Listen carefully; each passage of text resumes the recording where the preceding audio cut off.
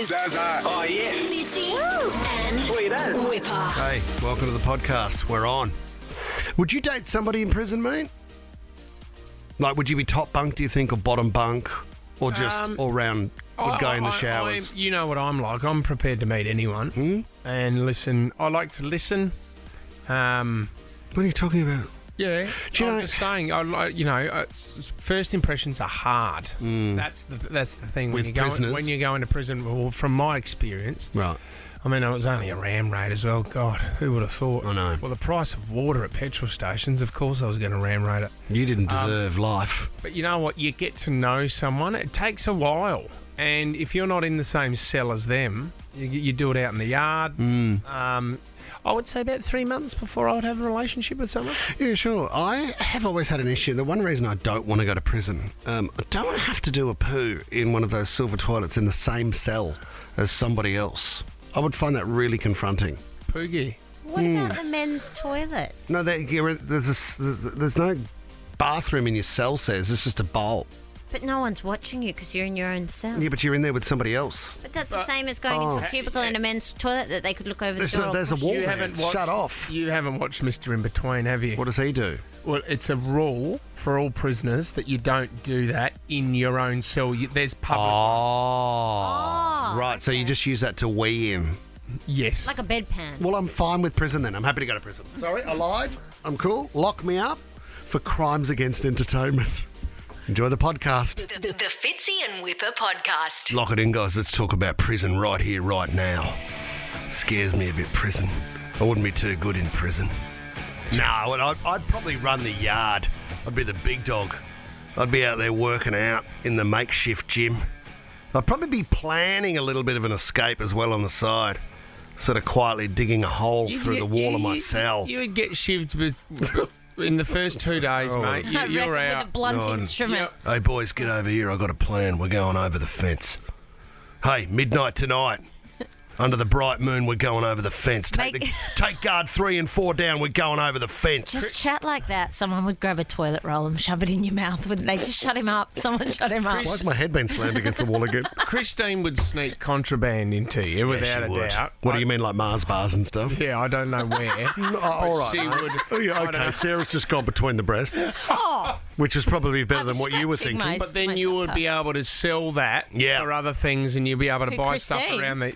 You'd be able to get yourself a, I don't know, Bottle of whiskey. no, but like a Gucci Okay, sure. Some new white jeans. dressing gown or something like that in prison. When I ditch sort of the orange overalls and come out in a new white pair Yeah. of jeans, Yeah. they go, "Oh, he's doing well." I'll tattoo the blueprints of the prison on your Would back you? if you want. Yeah, That'd be great. No, I'd be the guy that works in the library. You know, like in. you don't read. Huh? Can't read. No, but in Shawshank. And then I'd just take over the stereo with my Brooks. radio background and start playing music through the speakers. I'd get some Shania Twain out and go, "Let's go, girls." What? And then the Shout yard out would just to be all the pumping. Guy in Shawshank actually read. He was an No, but accountant. he He was a plays- very smart man. He plays classical music and they all stop. I'd be like that, but I'd play a bit of Shania Twain. Well, you would play Andre Awesome. Bocelli, and Awesome. everyone would get more violent. in my white jeans out in the yard. Or some Nickelback just coming over the speakers. I like your pants. Wrong song. This is an interesting one here because there's been a shout out. There's been a Facebook page created, and it's basically trying to connect inmates with pen pals on the outside. But here's the thing: it can't happen directly through the prisoners, so they don't have access to this Facebook page. But their family members are allowed to line up pen pals for them. So one post reads, "Any girls in WA that generally want to write to an inmate? Dad's getting a bit lonely. Poor guy." So Yeah, if you them- want to meet this guy's dad, No, thanks. you can then write to him. It was funny the research that they've done, and this is true. But 80%, and you know the popularity of crime podcasts. Oh yeah, huge. 80% of people that listen to those crime podcasts are women. Do you know, Yeah, it's fascinating though. You get hooked. Females are into crime, and my wife, the Crime Network on Foxtel. Really? Oh my gosh! is she into the crime or the bad boy? It scares me sometimes that she knows how to offload a body. 13 24 10. Why are we rolling up the rug again, Ryan? 13 24 10. Love to know if you're dating anybody that's in prison. Or maybe you write to somebody in prison, because I'd love to know how it works. How do the visits work? How do the conjugal visits work? How often do you see them? And then, how long are you prepared to put up with them being in prison for? Like, if someone gets 20 years and you're in a relationship, are you expected to hold on to that? Well, I know a girl who's... You're not going to get caught cheating. She started dating this guy, and a month later, he went to prison. in the big house. But the thing is, none of his stuff's actually come, like, he hasn't gone to court yet. So we're at the very beginning of the process. But they obviously don't let you out. He's not allowed visitors because it's so early on. No. But she's dedicated. We're staying for the long haul. It's all happening. Do you know what She what won't. he's in for, sir? I don't want to say. Oh. Because if she's listening, she won't appreciate me. He did get caught with that sawn off, did he? No. I mean, MDG, you've got a mate who's in prison right now, I think. I don't know if they're allowed conjugal visits in Australia. they? I think that's No. an American, thing. Yeah, so, I But mean... they don't need them in America, do they? Because last week there was that story of the about the two guards. prison guards who'd been hooking up with the same inmate. They love it. There's So been how- a bit of that in Australia too, actually. How long has your mate been in? 7.5. Right. Is he out soon? Time's flown, hasn't Yeah, it? you say that. You've asked the same question for 7.5 Time years. has flown for me. And when he gets out, we'll roll him in, and you can put that notion to him. Does he know what he's going to do? Like, will he look forward to just starting to date again, I suppose, or... Yeah, I think he wants to. He recently moved to a minimum security, because when you're about to get released, they downgrade you, then you get weekend release, weekday release, etc. And I changed my mobile phone number, and so I had to change it there. And the prison guards flagged it, and they said, "Is this the guy from Nova? Are you doing any funny business with a radio station from inside jail?" And he said, what "No." a stitch-up. Oh, wrap up of the crim. Imagine Absolutely you get not. his sentence extended. Not even close. Is he like Brooks from Shawshank, where he's been institutionalised and he doesn't want to come out now, or does he wants to come out? I think he's desperate to get out. Yeah. Yes, he's not going to come out and then go, I want to go back in. I like how most Yeah, people's busy understanding exactly of jail is what happened in Shawshank. that's Who about would it. they play in Yeah, because Shawshank? Green Mile gets a bit weird, doesn't it? it's a real great. With the Yeah, mouse. great movie. It gets a little bit weird with the mouse, though, so you don't look at that as much as reality as Shawshank. Where you Was can there a dig moment tunnel. where your mate De Groot thought about getting a spoon in and putting up a poster on his wall and digging for 20 years? Well, I joke about it quite often, but he goes, "Don't," because they listen to every call and any suggestion that I'm either going to break out, want to break out, or whatnot. Oh, so you it can't gets joke. flagged, and so I joke about it all the time. So he actually had a 2-year sentence. He's just been in there for 7 because I keep Thanks to joking you. about him being. here's your hacksaw in the chocolate cake. Good luck. See you in 20. Start scratching. Yeah. What about this one? Here's another one. No crimes against women or kids. Just wanting someone to find spiritual connection with. No crackheads, please. Well, I'm into fitness and training. They just want to speak to people, and that's the thing. The Silverwater one, there's the huge playground out there. I pull over with the kids in the car, and we have conversations with inmates. Did you? You can yell out to them. What do you say? In Bathurst, I say to Freedom! them, I always yell out. My last line's always, "Did you do it?" Oh, man. you would love Bathurst jail fits where you stand, because there's a golf course next to it, Yeah. and people stand and hit golf balls over the fence into the playing yard. But that's usually because if you twist the golf ball, it's full of something else. Oh, sis. Yeah. You shouldn't be releasing these secrets on air. I'm pretty sure lock that's her up. widely known. No, lock her up. No one's rung in, mate. It's So a Hail Mary. I know this is a Hail Mary. It's not 13 popular. 24 10. Are you in a relationship of any type with a prisoner? Someone that's doing time. And you know what? If we get someone on, don't roll your eyes at me when I ask what they're in for. Every time we get one of these stories on and I go, hey, what are you in for? What were you in for? What are they in for? You always go, ooh. Well, you've got to be careful. No, you want to know You because don't everybody, flag it. We got to everybody flag it listening first. wants to know. What are they in for? And that's the number one It question, could be isn't it? quite serious, mate. It is serious. I don't want a That's why person they're on- in jail. It's why it's Fair Hail Mary. point. It's why they're in prison, because they did something highly illegal.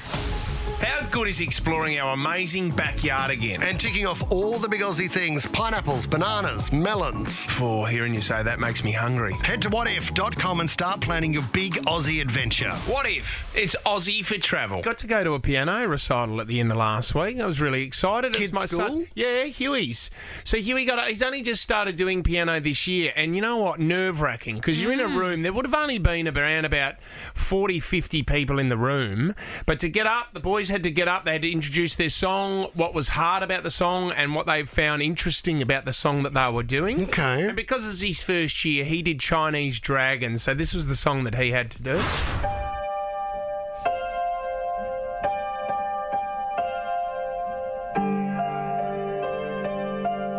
It's good. And you got to do your left and your right hand, and it was like Is this him actually playing? No, this is not him. No, but I'm just, the boys were getting up because imagine you get clammy hands, you got sweaty hands. Everyone's quiet listening to you, and the boys did really well. There were a couple of moments where you thought, oh, could they go here, or are they in a bit of trouble? Yeah, sure. They always got back on track, but it brought back really bad memories for me. And it was this one I want to ask if you've performed at school before, and it was a complete disaster. Because in the 80s at Flaxmill Primary School... What did you do? Well, I was so good at it at lunchtime that the principal asked me at a school assembly to lay down some cardboard and show us your breakdance moves. Oh, you're kidding me. Now, usually I would always... I would have paid to go back to that moment right now. Well, I want to see it go. I was in a pair of baggy happy pants who had the elastic at the bottom.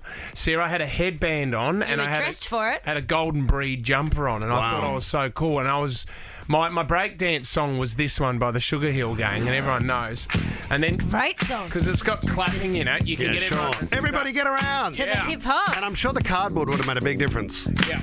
But see, then what I would do, I could come in, and I had a couple of moves where I could, with my, if I was with all my mates in a circle, Yeah, sure. I would do these moves, quick moves with my feet, and then I would do that with my arms. Yeah, just flick with Stuff, your and everyone arms. would go, wow. But then when it was your turn to jump into the middle, I was up there by myself. Really, all I could do was a backspin. So I did a backspin, then I would do another backspin, then I'd do my third backspin, and I looked up, and the group of popular girls were just laughing their heads off. Oh, no. Like crying with laughter. And you're still spinning. So then I thought I'd go for a move that I wasn't complicit at, and that was the head spin. What? Oh, whoa. So I got up to a headstand, Yeah. and then I went to go spin, and I've come Broke down on your my neck, Oh, forget and about I've it. pulled a muscle in my neck. I've got back up, everyone was laughing, and Sarah, I've run off in my happy pants, so it looks like I've pooed my pants. I've run off crying out of man. Oh, no. Even the principal was laughing. He was the one that asked me, Mr. Cox. Yeah, Coxie. Oh, no wonder you lost your virginity so late. There was a moment there when I was just Mate, you gave it watching everything, though. these kids on the piano going, oh, this is just bringing back really bad memories. I don't know if I want to be here. Well, for me, it was hopeless. I tried out for one of the school plays, and it was sort of the end of the year play, and I tried out for Joseph, and I went home and I said, I think I did a really good job, Mum. That would have been a big coat Yeah. they would have had to Oh, organise. no, not Joseph. Mary and Joseph, mate. Technicolor 10. sorry. Not the Technicolor. Anyway, all I got, like they said, congratulations, you got the role as a narrator. There was about 20 other narrators, and all I did was I stood there looking like an idiot, saying, Mary knew it would take a long time to get to Bethlehem, so she packed a bundle of clothes and some food for the journey. Sorry, what a recognition for a guy who can't read. They made you the narrator. Oh, I didn't that read. was your I just had acting life. I had 2 lines off by heart. God, how did you work out what frankincense It was? was oh, don't worry about that. I didn't get that far. That was my only line, and then they moved on to the next narrator, and then Joseph and Mary went and did their thing on a donkey. We had a special orchestra come to the school, and I don't know anything about classical music, but obviously I was comfortable speaking in front of the group. So they said, could you introduce what they're going to play? And I said, the orchestra is here to play Chopin. And everyone just looked at me. Now, I don't know. Do you mean Chopin or Chopin. chopsticks? But, Go Chopin. with chopsticks. Anyway, everyone was- laughed because clearly everyone at my school somehow knew about it. Wasn't the woodcutting championships was it? Did you see at the Royal Easter Show? Eric in Liverpool, welcome to the show. Embarrassing moment at school, Eric? Hey guys, I did a bit of public speaking when I was tyke in primary school. Yeah. And it was my turn to go up to the stage, and I think I was nervous, but I'd also overdressed, and I had too many layers. The heat got to me, fainted and fell off the stage. Oh, Any damage to your neck like Fitzy's breakdancing? No, just my dignity. Oh, Eric, poor too thing. hot, Eric, gone. He's just gone for layer upon layer, and it's just cost Did you him. get carried out of there, Eric, did you? Yeah, woke up in the sick bay. Oh, no, but what a speech. It's hot. Like I was talking to someone about this as well the other day, is that we used to do kick to kick at lunchtime, and I've dived for a ball, Sarah, and great mark. It was a brilliant mark. Everyone was applauding. course, But as yeah. I got up, I'd slid in dog poo. And you remember boys used to wear the corduroy pants? Oh, yep. So they were in the grooves. I you couldn't get it couldn't all get it out. out. After lunch that day was when you met your next year. Oh, your buddy. You Like met your peer new buddy. class Yep. and your new teacher. And you stunk. I'm sitting in a circle and it stunk. And I had to go down to Lost and Found and wear Get some new cords. some horrific pants that were ankle freezers. And as I walked back into the room, Same group of everyone girls? was laughing. Same group of girls again, mate? So I tried another head spin. Oh, did the neck. Covered in poo. All right, You're so cool. Covered in. Steve in Pinball, what was your embarrassing moment? Yeah, I was playing handball during lunch, and I went for that glory shot between the legs underneath. Yes. And as I went down, I split my pants. Oh, Steve. What in? The problem was I covered it up with my jumper, and then we went to assembly, and I won an award. And when I got on stage, the principal told me that I shouldn't have my jumper on and told me to take the jumper off. Oh, no, Steve. What happened, mate? To my seat with split pants. Ah, Steve. Nothing was hanging out, though, was it, Steve? No, You just the had back, your- I was only 5 years You away. had your Superman undies on. Let's go to Tommy now in Coogee. What was the embarrassing moment for you, Tom? Hey guys, I auditioned for the part of Joseph in the nativity play at an all-boys school and ended up walking away with Mary. As been cast as Mary and then got called Mary for the rest of the time at school. Oh, no. With me for the 5 years. And Tommy, do you still bump into people to this day that you went to school with and they go, hey, Mary, how are you, mate? Obviously I went to school in the UK, so I don't have to carry that around with me anymore. Thank God. I can't believe you moved country because of the play. That is ridiculous. Good on you, Michelle Tommy. in Glenwood, embarrassing moment at school for you, Michelle? Well, it wasn't quite school. It was early 90s, and I was in the Miss Parramatta Princess Quest. Here we go. Beautiful, beautiful festival. And we had to do all these parades and things, and the final event was a speech on stage in front of 1,000 people, but I couldn't see them. The spotlight was on. Halfway through, I vomited. And I got to the point where I thought, okay, do I have my pitch perfect moment and throw up all over the stage and the audience, or do I swallow it? So I chose the latter option. And then I dropped the other word for poop. Yep. And all I heard was my mother go, "Ooh!"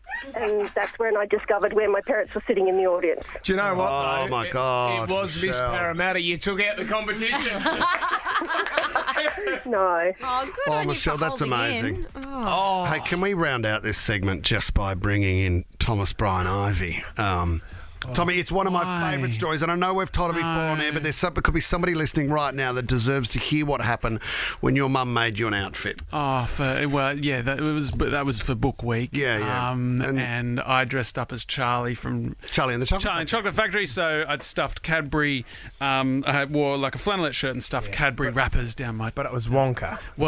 Cadbury. That was also embarrassing. And I was You're a quite big a kid. large kid. I was a large kid, and so I stood up and I did like a little speech from Charlie and the Chocolate Factory, like, give me some more chocolate, and everyone clapped. It was so good. Yeah, funny, yeah. And I won. Yeah. I won the competition for Book Week as best dressed. Except on the certificate it said, "Congratulations, Augustus Glomp." The kid who gets stuck in the pipe, isn't it? The fat character. And I was. So unkind. I'm Charlie. But But I'm Charlie, the Tommy. A win's a win. Tom. Very true. Well done, Tommy. Yeah, thanks for the opportunity to share. Thanks, Tom. Triggered much? You're right, mate. You're getting over it. What school was that at? Yeah, St. Bede's, mate. Bede's, Yeah, that's move right. on. Different spelling. Off we go. Remove it. The Fitzy and Whipper podcast. When you are a cover band, I mean, there's some really good money to be made these days. I told you about Oasis. Yep. Well, they got stuck in a pub. Remember, they got snowed in for 3 days and people had to listen to Oasis songs for 3 days from Oasis. Didn't get sick of it. Do you know what? The best thing about Oasis as well is that Noel and Liam Gallagher, after a gig once, they ran into them at a local pub and both the brothers played with the Noel and the Liam that's out of the band Oasis. They had a game of pool together. How good is that? And got to know them. So they embraced them. There's a few covers out there where the artist doesn't want to get involved, and Drake is one of them because there's a guy called Fake Drake, and he's going around. Pretty good. No, it does not look like it. Yeah. He's Hispanic. He's got the beard and stuff. You can't just have a beard and call yourself Drake, mate. So Fake Drake's been going around and making a bit of coin, but the thing is, Drake actually said to him, I love what you're doing, this is great, and they exchanged numbers. Fake Drake has just been tagging along too much. Okay. So wherever Drake's going, he's finding out that Fake Drake is there as well. How annoying. So then Fake Drake goes on a podcast and says, yeah, I tried to get closer to Drake and it didn't go down too well. And I pulled up to Drake's hotel room with my management. Let's just say it wasn't very inviting. What did he do? They tried coming at us. They pushed up on you? They just tried coming at us. So I ended up texting him, telling him about the fight, and he said that he's going to pull up and slap me for free. Drake said he's going to slap you. Yeah. Oh. So he wants to be slapped? Drake's over Fake Drake. And that's understandable. I mean, you know what? You say, mate, you're doing a great job. Here's my number. Every now and then, maybe I could get you tickets to a show. But wherever Drake's going, Fake Drake rocks up at the after party. Do you know what? I don't want to be hanging out with my Fake Drake. No, I don't know. I'll just be Drake. If I can be me, that's fine. I don't want the guy trying to be me. A guy I was hanging out with on the weekend. He looks a lot like Jason Statham, right? Almost identical. It's because he's got a bald head. No, this guy. People say it about me too, mate. You don't look like Jason Statham. Yes, I'm sorry, you don't. You look like Peter Garrett. Anyway, to the point where they were overseas and there was a nightclub they wanted to go to, and it was the line to get in was huge. So his friends went to the front and said, "Hey, we need to keep this quiet. We've got Jason Statham here." Amazing. And they said, "Are you sure?" We went, yeah, well, of course. We're not here to lie. And went and got him, fake Jason Statham, walked straight through. They gave him a lounge. They gave him drinks. They set him up perfectly, thinking it was Jason Statham. This went on for about an hour. Guess what happened next? Jason Statham arrived. No, you're kidding. What are the chances? And they went, "No, you're already inside." And they went, "Hang on a minute." Fake Statham. Fake Statham. Fake Jason Statham. He got booted out, kicked out the door for being busted, only on the off chance that the real Jason Statham came into the club. Well, remember when Tommy got us into rock pool as Julie Goodwin? That was unbelievable. Tommy is still pulling that trick. Yeah, thank you so much. Not to mention the Judith Lucy stuff. Oh, yeah, and your Jeffrey Rush impersonation has got stronger and stronger over the years, Tom. The Fitzy and Whipper podcast. Ozzy Osbourne. I mean, you forget how good that man was as a frontman for Black Sabbath. I mean, this band was revolutionary. I mean, we haven't heard from Ozzy for a while, have we? Well, I mean, when did the Osbournes come out, the reality show? Oh, God, 20 years ago? Yeah, very much. I just remember him being in the Hamptons trying to start a fire on the beach to keep warm, and the waves kept putting the fire out, and he kept yelling at the water to go back to Alaska. Just standing there yelling. You could hardly understand him. Well, they use subtitles for the show. And you can see with his speech now as well, he's had a fair crack in his career. He's had a look at it. Yeah. He's had a real good look at it. This is a few years old. I didn't know this, but it's just resurfaced again from a book about Black Sabbath back in the day. But it's a story about how Ozzy Osbourne swore off LSD. And there's a couple of stories here. One of his band members said the first one where he was starting to lose it a little bit is that we got to California and we went to this girl's place, massive beach house, massive beach party. I'd never heard of it before, but we had another name for acid and someone gave it to us. Ozzy and I went down to the beach to go for a swim with these girls. At least he thought he was going for a swim, but he was still on the beach just flailing in the sand. He thought he was swimming. Thought he was swimming in the ocean. It looked like a turtle. He was just laid eggs trying to cover them. He was swimming in the sand. The other one then, and then this was the next one. So this was the moment that Ozzy Osbourne swore off LSD forever, was when he went out into a field after taking 10 tabs of acid, and he found himself talking to a horse for an hour.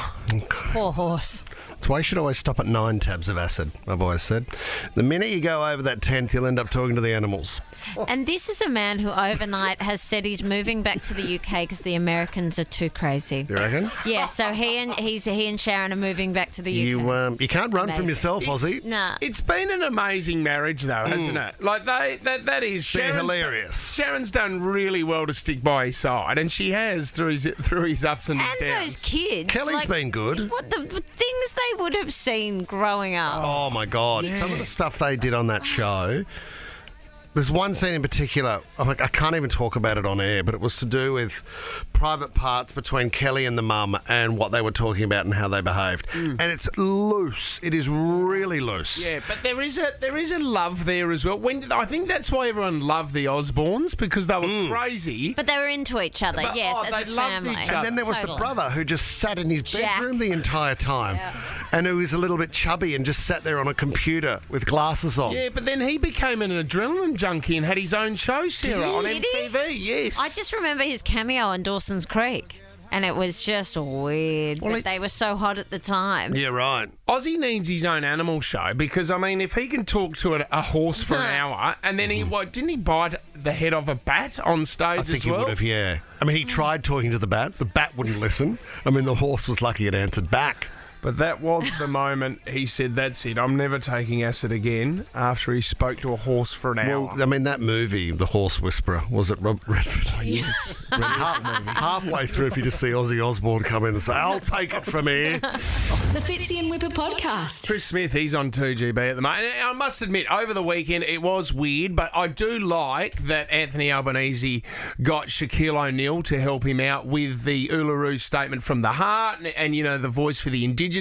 We need it in the Constitution, and Shaq was there to support the Prime Minister and Australia. It's a great cause, and there will be a referendum that's coming up very, very soon.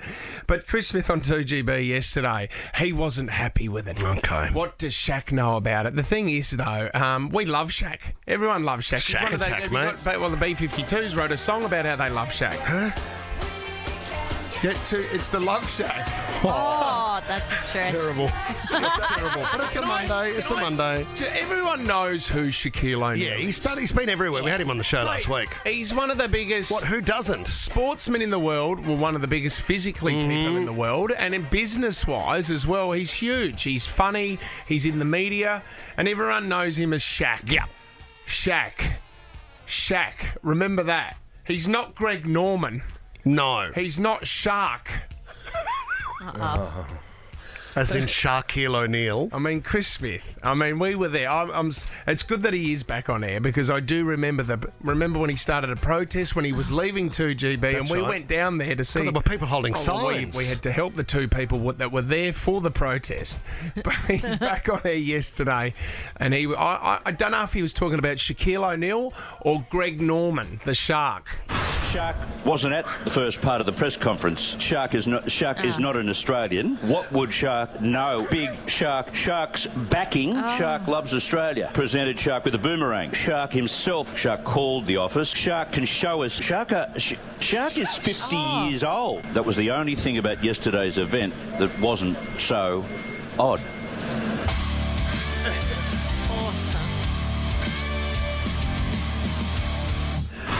So there was Sharka. Shaka There Zulu. was Shark. I don't know what... no, has anyone called him Shark? No. Shaka Khan. Shaka Khan, that's right. Haven't heard of Shark. When I first tuned in, I thought he was talking about Greg Norman. Slightly confusing there. There you go. But touching on one of the big topics. You're listening to the Fitzy and Whipper podcast. Lights, camera, clarity. Ooh, Sarah. The top trending stories in entertainment this morning. This is the big one, Jennifer Lopez. So, audio of her performing a new song at her wedding, purely for, well, I mean, I say purely for Ben Affleck. He's sitting on a chair. She's sort of romancing him. All the guests are watching. But have a listen. This is the song she was singing, a little bit of it.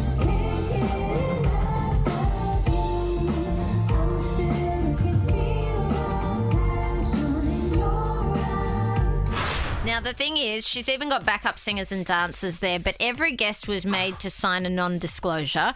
So you can figure out, I would think, based on how many photographers and videographers there would have been in the room, I reckon you'd be able to figure out who it was. This person was clearly quite close to where they were performing. She has posted on social media that this was taken without permission, period. And whoever did it took advantage of our private moment. I don't know where you all are all getting it from, because we had NDAs and asked everyone not to share anything from our wedding. That is our choice to share. Oh, someone's been wiped off the friendship list. My God. Would you forgive Matt Damon, though, if it were him? Yeah, of course you would. Says, when you look at the picture too, what I think's great about it, Ben Affleck is sitting in a chair looking like he is at a hen's party or something like that, and he's about to be abused. Shirt's out. His shirt's out, and believe it or not, Ben Affleck is not smiling. Still no smile yet. He is his peanut, mate. Look closely. Of course he is. He's furious again. Oh, my gosh. Absolutely furious. Who's that dumb to do that? I know. Why would you bother? I would have thought that phones would have been taken away. Maybe somebody's phone was stolen.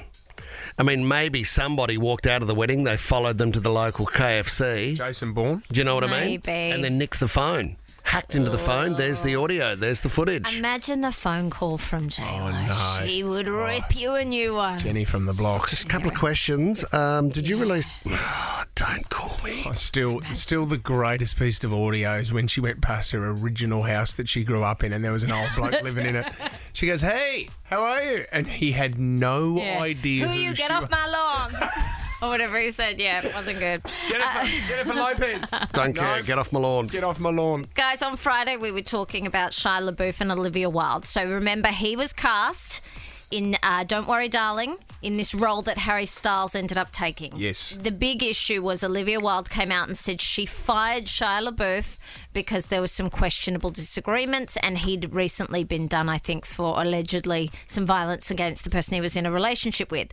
Anyway, Shia LaBeouf wasn't going to take that lying down, so over the weekend he was like, no, I quit the film. You didn't fire me. You wanted me back. And then he released a video that Olivia Wilde had sent him asking him to stay on the film. Shia.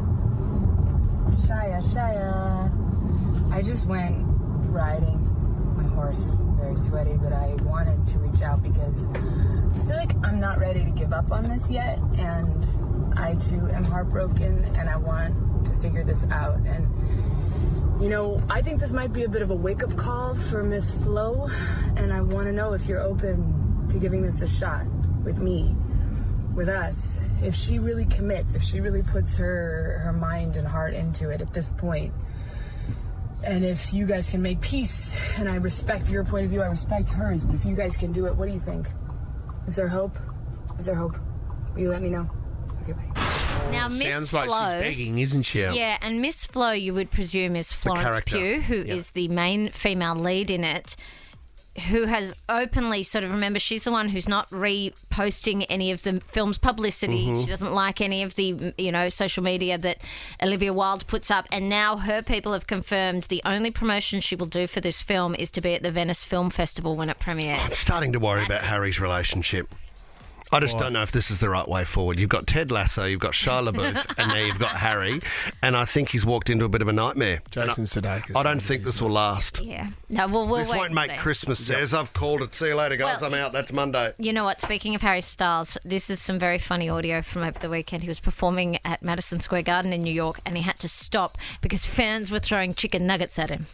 Shark wasn't at the first part of the press not that conference. one. Shark. That is not it. Yeah. And Shaq was not there throwing nuggets. Oh, no. Chris it's Smith very was the funny support audio. act. Have we got it? Harry We Styles. haven't got it. Oh. What do you mean they're throwing chicken nuggets at him? They literally peg them up on stage, and he stops the concert, picks them up, and says, "Oh guys, I can't eat this. I don't eat meat." And then he goes, "By the way, it's also cold," and he throws it back to a fan who says, Right, heat it up. "No." The fan then is scrounging around because Harry's obviously touched this nugget, and he's saying, "Oh my God, everyone, please do not pick up that nugget and touch it." Do you want me to play it for you, says? Have you got the whole thing though? Then a hero comes along. Interesting, very interesting approach. Who threw the chicken nugget? I don't eat chicken. Sorry. Oh no, you missed all the good stuff. That wasn't the crap either. What What's going on today? I'd rather Chris Smith, to be honest with you, saying shark. Shark instead of... Did you say shard? No, it wasn't. Shark. Shartil O'Neill. The Fitzy and Whipper Show is a Nova podcast. For more great comedy shows like this, head to novapodcast.com.au.